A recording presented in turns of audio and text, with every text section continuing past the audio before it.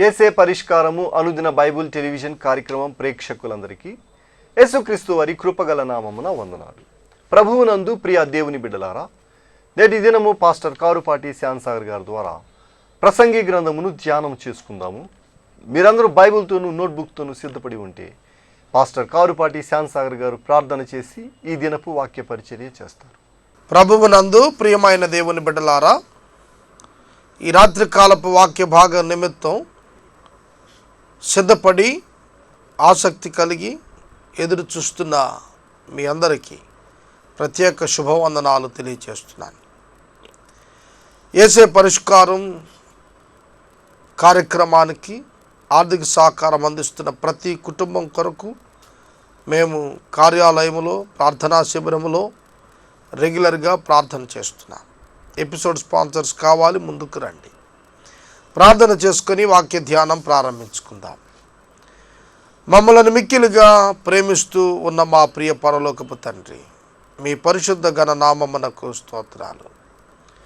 ఈ రాత్రికాలం మీ ప్రియమైనటువంటి ప్రజలు, మా ప్రేక్షకులు మీ వాక్యం కొరకు ఎదురు చూస్తుండగా వారిని దీవించండి ప్రభు. అనుదినము మీ జీవాహారమును మాకు అనుగ్రహిస్తున్నారు, అందుకై మిమ్మల్ని మహిమపరుస్తున్నాం ప్రభు. బిగ్ అసోసియేషన్కి ప్రతిదినం 1 గంట సేపు వాక్యం ప్రసారం చేసే భాగ్యం ఇచ్చారు. ఇది మీ ఉచిత కృప, అందుకు మీకు వందనాలు చెల్లిస్తున్నాం. మా ప్రేక్షకులు నిండుగా దీవించమని, ఆర్థిక సహకారాలను దీవించమని యేసు ప్రభు ద్వారా అడుగుచున్నాం తండ్రి, ఆమేన్.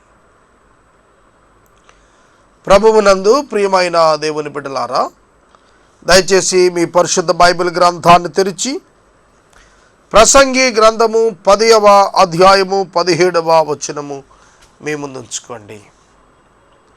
దేశమునకు శుభము అశుభము అయిన విషయాలు సొలొమోను ఇక్కడ తెలియచేశాడు. చదువుకుందాం.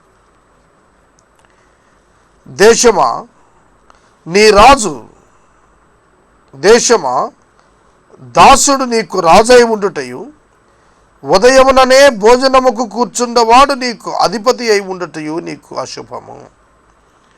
శుభము అశుభము అంటే మేలు కీడు. దేశానికి కీడు మొదట చెప్తున్నాడు. ఏమిటట? దాసుడు రాజై ఉండుట, దాసుడు రాజై ఉండుట కీడు. రెండోది, ఉదయాన్నే లేచిన వెంటనే భోజనానికి కూర్చునేవాడు, తిండిపోతు. ఈ రెండవ వాడు కూడా దేశానికి కీడు. దాసుడు అధికారంలో ఉంటే దాసుడి అవుట్లుక్ ఎంతవరకు ఉంటుంది, దాని ప్రకారం అతడి పరిపాలన ఉంటుంది. కాబట్టి అది కీడు, దేశానికి కీడు. చూడండి, మనం అడ్మినిస్ట్రేషన్ వింగ్లో ప్రస్తుతం ఉన్న పరిపాలనా శాఖ విభాగమే చూడండి. ఉన్నతమైనటువంటి విద్య, జ్ఞానం, చాకచక్యం, తెలివితేటలు, సమయస్ఫూర్తి, టెస్ట్ ఆఫ్ రీజనింగ్, చక్కటి పరిశీలన ఉన్నవారిని ఉన్నత స్థానాల్లో పెడతారు. మామూలుగా దాసులుగా, అటెండర్స్గా, చిన్న చిన్న ఉద్యోగులుగా లో ప్రొఫైల్, లో ఐక్యూ ఉన్నవారిని ఏర్పాటు చేస్తారు. ఎందుకని? వారి యొక్క ఎడ్యుకేషనల్ స్టాండర్డ్ కానీ, వారి మెచ్యూరిటీ ఆఫ్ మైండ్, వారి యొక్క మనస్సు వికసించిన విధానం కానీ చాలా పరిమితంగా ఉంటుంది. వారు అంతకు మించి ఆలోచించలేరు, వారు అంతకు మించి పనులు చేసుకోలేరు. కనుక ఈ స్థాయి వ్యక్తులు ఈ స్థాయికే, ఆ స్థాయి వ్యక్తులు ఆ స్థాయికే అనేది ప్రస్తుతం గమనంలో ఉన్నటువంటిది, విధానంలో జరుగుతున్నటువంటిది. అదే రాస్తున్నాడు ఇక్కడ. దాసుడు రాజైపోవటం, దాసుడు అన్ఎడ్యుకేటెడ్, దాసుడు వెల్ ఎక్విప్డ్ కాని వ్యక్తి, అన్ఎక్విప్డ్. దాసుడు రాజు అవ్వటం, అధికారి అయిపోవటం ఆ శాఖకు మంచిది కాదు. ఆ పరిపాలనలో పటుత్వం ఉండదు. అది దేశానికి మేలు కాదు, కీడవుతుంది. కనుక ఉన్నత స్థానాన్ని ఉన్నతమైన వ్యక్తే ఉండటం మంచిది, అప్పుడే ఆశీర్వాదం. అంతేకాకుండా తిండిపోతు, ఎంతసేపు భోజనమే, భోజన ప్రియత్వం. భోజనం అంటే ఇష్టం లేని వారు ఎవరుండరు. కానీ భోజనమే జీవితం అయిపోయిన పరిస్థితి దారుణం. నేను తినటం కోసమే బతుకుతున్నాననే తత్వం ఉన్నవాడు రాజు అయితే చాలా నష్టం దేశానికి.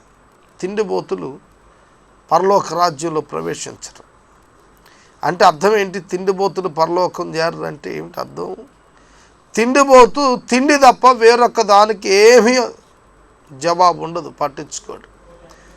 అంటే అతడు దృష్టి అంతా కూడా ఇహ సంబంధమైన జీవితం మీదే ఉంటుంది తప్ప పరలోక సంబంధమైనటువంటి ఆలోచనల వైపు వాడు వెళ్ళడు. అందుకనే ఉదయాన్నే భోజనం దగ్గర కూర్చునేటువంటి వాడు దేశానికి నష్టం. మరి లాభం ఏమిటి? దేశమా, నీ రాజు గొప్ప ఇంటి వాడై ఉండుటయు, నీ అధిపతులు మత్తులుగాక ఉండుట, బలమునొందుటకై అనుకూల సమయమునకు భోజనమునకు కూర్చున్న వారే ఉండుట నీకు శుభం. బ్రతుకుతున్నాము కాబట్టి తింటున్నాం, బ్రతకటానికే తింటున్నాం కాదు. బ్రతుకుతూ ఉన్నాం కాబట్టి తింటున్నాం. తినటానికే బ్రతుకుతున్నాం అన్నవాడు శుభం కాదు. బ్రతుకుతున్నాను కనుక తింటున్నాను, పనే, భోజనమే, టాప్ ప్రయారిటీ పనికే ఇస్తాడు. అట్లాంటి వాడు దేశానికి క్షేమం. గొప్ప ఇంటి వాడు రాజై ఉండటం అంటే విశాల దృక్పథం కలిగిన వాడని అర్థం. ధనవంతుడని కాదు. గొప్ప ఇంటి వాడంటే ఏంటి అర్థం? గొప్ప ఇంటి వాడని ఎవరిని అంటారు? గొప్పవాడు అనలేదు ఇక్కడ.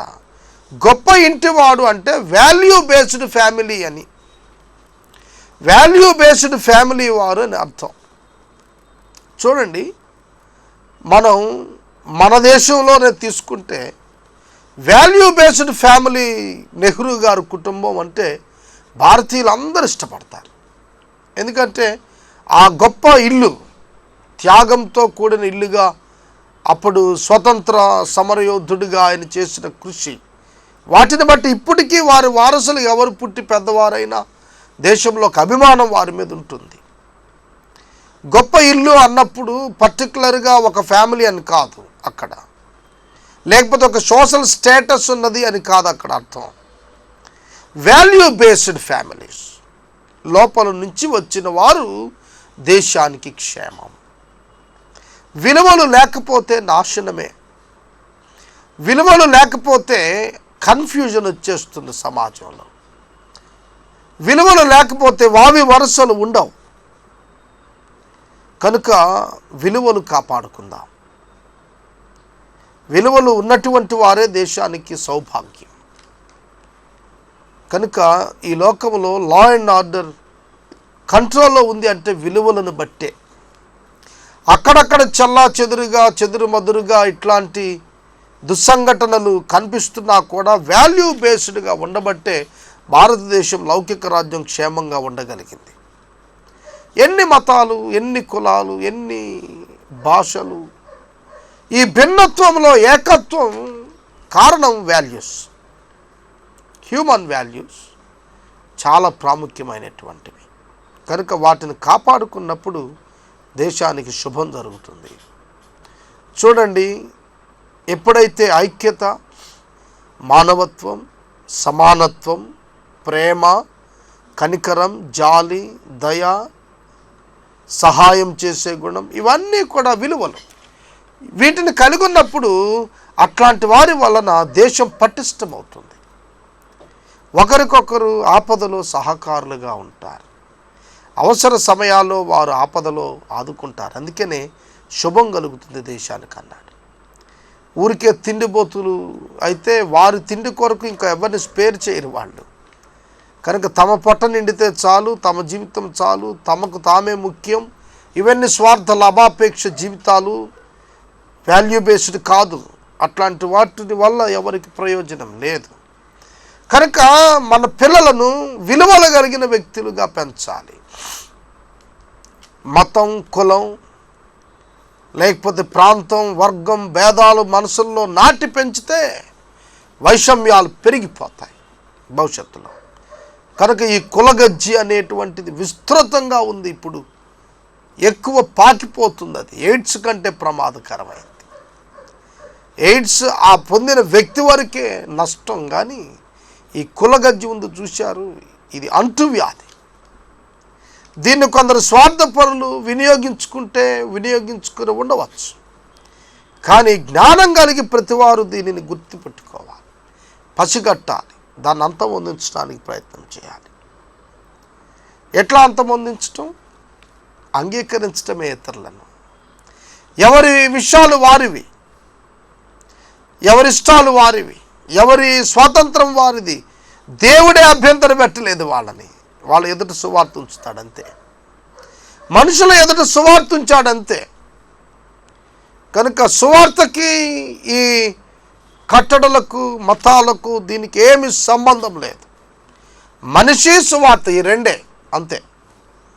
కనుక ప్రియమైన దేవుని బిడ్డలారా, విలువలు కలిగిన వ్యక్తులు సమాజంలో పెంపొందేటట్లుగా ప్రార్థించండి, ప్రయత్నించండి.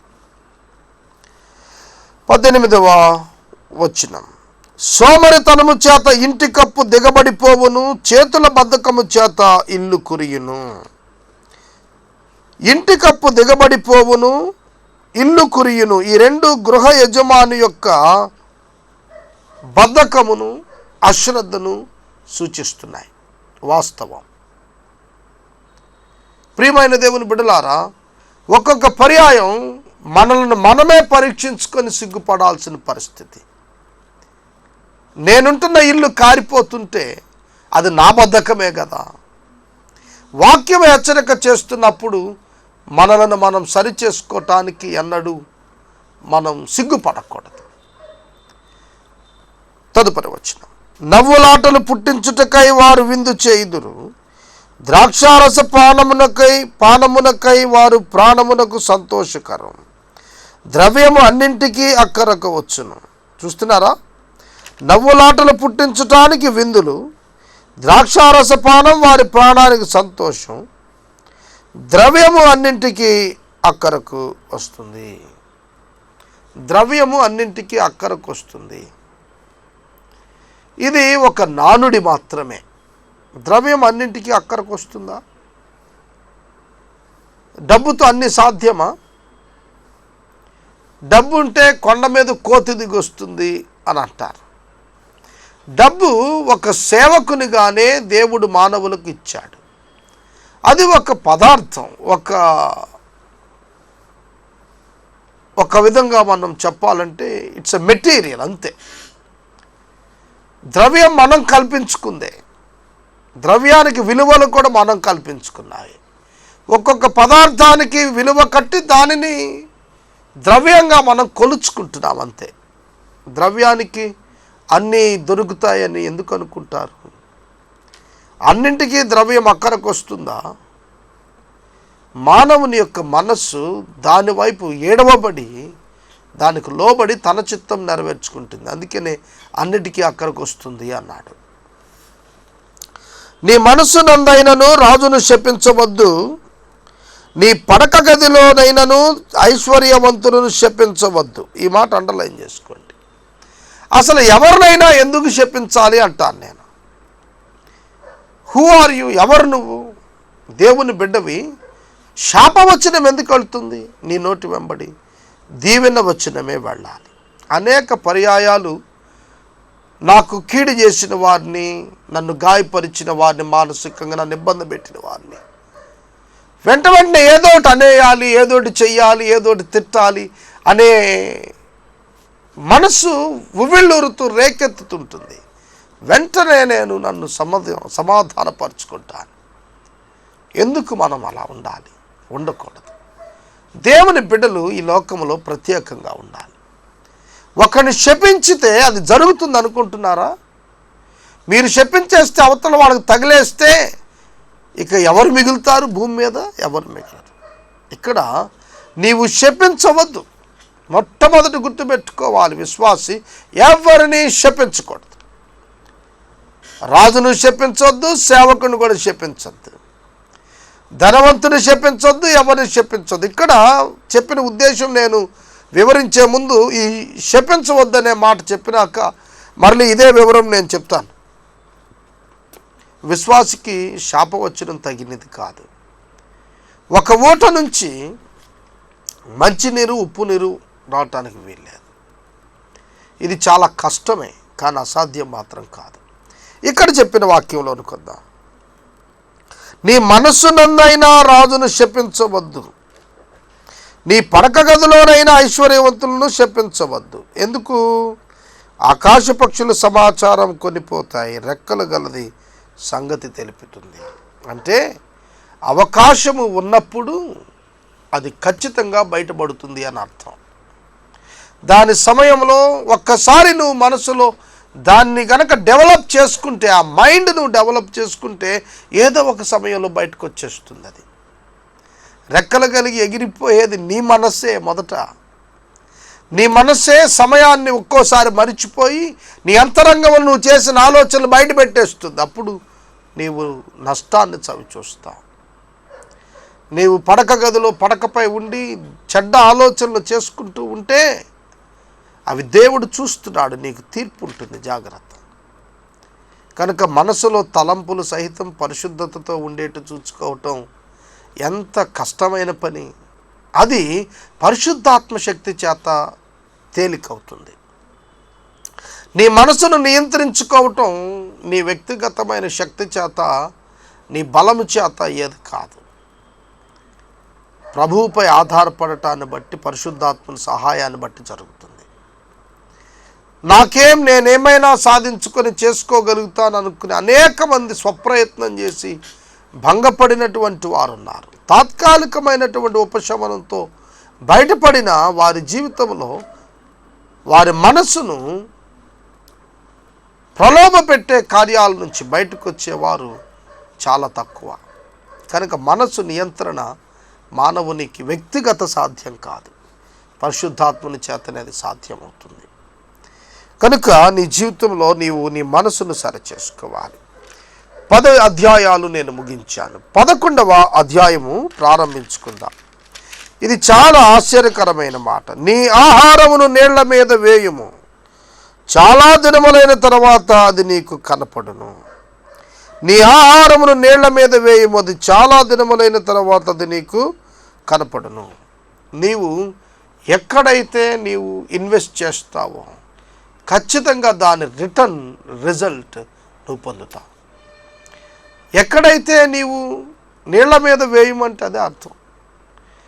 నీవు ఎక్కడైతే నీవు ఇన్వెస్ట్ చేస్తావో ఖచ్చితంగా దాని రిటర్న్ ఉంటుంది. నీవేమైతే ఇన్వెస్ట్ చేస్తావో దాన్నే మళ్ళీ నువ్వు రిటర్న్గా పొందుతావు అనేటువంటి భావం ఇందులో మనం నేర్చుకోవాలి. తప్పక ప్రతిఫలం ఉంటుంది. ప్రతి క్రియకు, ప్రతి పనికి, ప్రతి విధమైనటువంటి ప్రయత్నానికి ఫలితం ఉంటుంది. ఒక రాయి మీద, బలమైన బండరాయి మీద సుత్తితో ఒకసారి కొడితే పగలకపోవచ్చు. కొడుతూ ఉండగా కొంతకాలంకు, కొంతసేపటికు, కొన్ని దెబ్బలు అనంతరం అది పగులుతుంది. గొడ్డలతో చెట్టును ఒక్క దెబ్బ వేస్తే పడిపోదు, నరుకుతూ ఉండగా పడుతుంది. కనుక ప్రతి ప్రయత్నానికి కూడా ఖచ్చితమైన ఫలితం ఉంటుంది. దేవునికి స్తోత్రం. కనుక మన ప్రయత్న లోపం లేకుండా మనం ప్రయత్నించాలి. మనం ఇన్వెస్ట్ చేయటం విషయంలో ఖచ్చితంగా మనం ఇన్వెస్ట్ చేయటం నేర్చుకోవాలి. We should invest our time, talent and money in God's work. దేవుని పనిలో ఎప్పుడు నీ సమయము, డబ్బు, నీ పని, నీ తలాంతులు నువ్వు ఇన్వెస్ట్ చేస్తావో, నువ్వు ఉపయోగిస్తావో దాని ఫలితం నువ్వు తప్పకుండా పొందుకుంటావు. దాన్ని నువ్వు పోగొట్టుకో. 11వ అధ్యాయము 2వ వచనం. 7 ఎడమండుగురికి భాగము పంచిపెట్టుము, భూమి మీద ఏమి కీడు జరుగునో నీవు ఎరుగవు.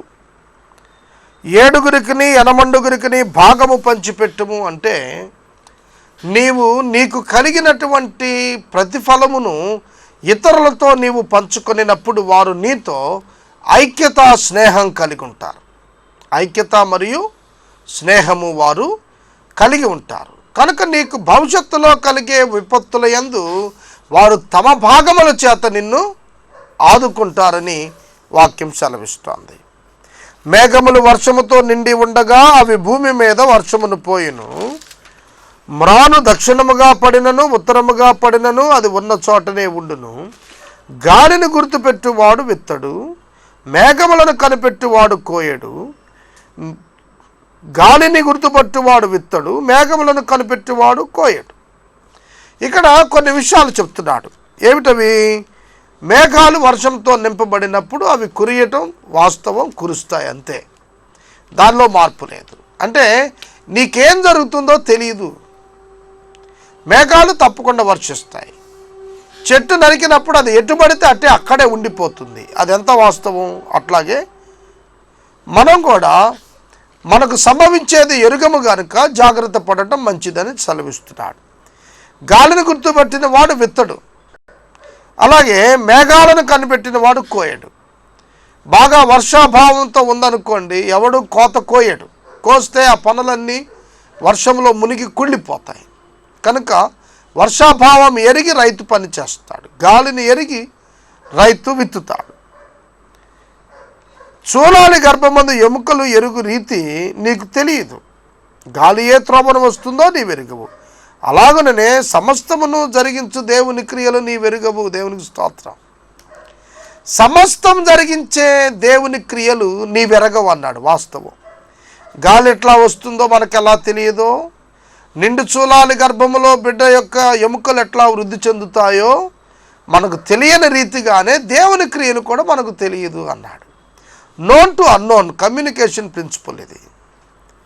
కనుక తెలియని దానిని తెలిసిన దానితో వర్ణించి చెప్తూ అర్థం చేసుకోండి. నీ వల్ల కానిది ఉంది.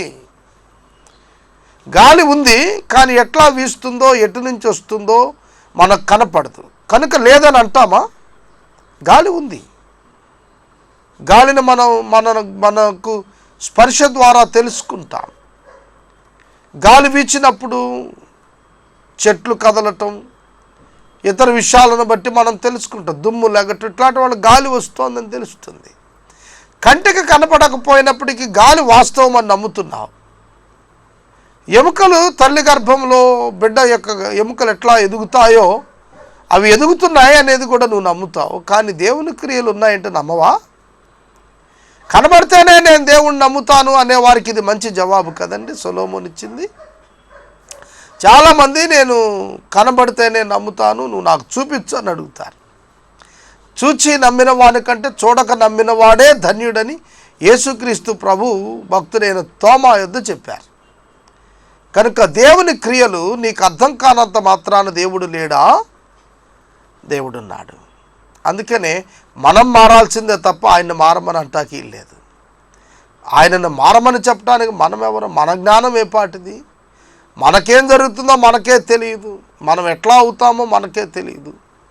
ఆయన సమస్తం ఎరిగిన వాడు కనుక ఆయన చేతిలోకి మనం వెళ్ళటమే క్షేమం, మనకు ఆశీర్వాదం. ఉదయమందు విత్తనమును విత్తుము, అస్తమయమునందు నీ చెయ్యి వెనుకకు తీయక విత్తుము. అది ఫలించునో ఇది ఫలించునోలో రెండు సమానముగా ఎదుగునో నీ వెరుగవు.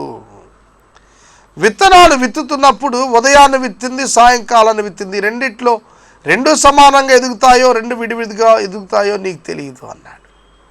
నీవు విత్తనవే, కానీ రెండు సమంగా ఎదుగుతాయో లేదో తెలియదు. రెండు అదే విత్తనాలు అయినా సమంగా ఎదుగుతాయో లేదో తెలియదు. అంటే వాటికి శరీరం ఇచ్చు దేవుని చేతిలోనే ఉంది తప్ప విత్తిన నీ యందు ఏమీ లేదు. విత్తిన నీకు నీవు విత్తింది ఎట్లా బయటకు వస్తుందో నీకు తెలియదు. ఎటువంటి ఆకృతితో వస్తుందో, ఎట్లా వంకరగా వస్తుందో, తిన్నగా వస్తుందో, ఏమై వస్తుందో, ఆకులు పెద్ద ఉంటాయో కొన్ని చిన్న ఉంటాయో, ఎన్ని ఆకులు ఉంటాయో, ఎన్ని ఫలాలు ఇస్తుందో, ఎంత కాండం పొడుగుంటుందో, ఎంత వ్యాసార్థం ఉంటుందో, ఇవేమీ నీకు తెలియదు. ఇవన్నీ దేవునికి తెలుసు.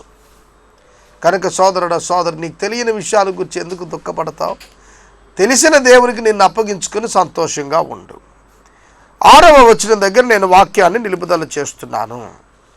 రేపటి వాక్య ధ్యానంలో 7వ వచనము, 8వ వచనం, 9, 10 వచనాలు ధ్యానం చేసుకుంటాం. మనము ఇంతవరకు పాస్టర్ కారుపాటి శ్యామ్సాగర్ గారి ద్వారా ప్రసంగి గ్రంథమును ధ్యానం చేసుకున్నాము.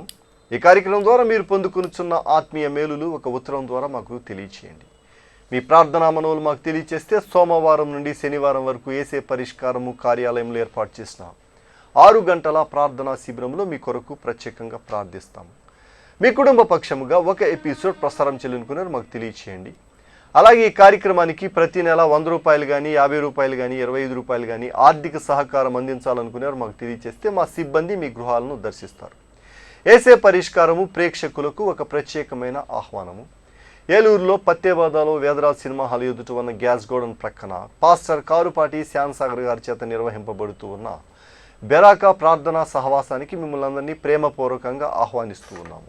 ఆదివారపు ఆరాధన ఉదయము 10 గంటల నుంచి 1 గంట వరకు. ముగింపు ప్రార్థన ఆశీర్వాదాలతో ఈ కార్యక్రమాన్ని ముగించుకుందాం. ప్రార్థన చేసుకుందాం. తలలో వంచండి, ప్రార్థనలో ఏకీభవించండి. మమ్మల్ని మిక్కిలుగా ప్రేమిస్తున్న మా ప్రియ తండ్రి, మీకు వందనాలు. వాక్యమును విన్న ప్రేక్షకులను దీవించండి ప్రభు. ప్రసంగి గ్రంథం ముగింపుకు వస్తున్నాం. ఆర్థిక సహకారం ఇవ్వండి ప్రభు. ఈ కార్యక్రమాలకు ఆర్థిక సహకారం ఇస్తున్న ప్రతి బిడ్డను మీరు దీవించమని ప్రార్థిస్తున్నాం. ఘనత మహిమ ప్రభావాలు మీరు పొందండి. యేసు ప్రభు పేరిట ప్రార్థిస్తున్నాము తండ్రి, ఆమేన్. మన తండ్రి అయిన దేవుని ప్రేమ, కుమారుడైన యేసుక్రీస్తు వారి యొక్క కృప, పరిశుద్ధాత్మ దేవుని యొక్క అన్యోన్య సహవాసం సదాకాలం మనకందరికీ తోడై ఉండునుగాక. ఆమేన్.